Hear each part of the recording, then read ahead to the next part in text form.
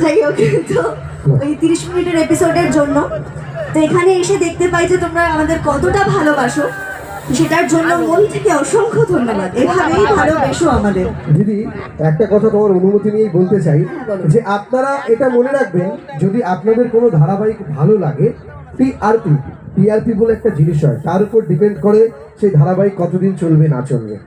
কিন্তু বিশ্বাস করুন, যেভাবে আজ এই আলাপন মাঠের পরিপূর্ণ কানায় কানায় প্রত্যেকে কথাকলিকে দেখার জন্য, যদি আপনারা প্রত্যেক দিন এভাবে সঠিক সময় কথাগুলি দেখতে থাকেন, তাহলে দীর্ঘদিন আরো চলতে থাকবে।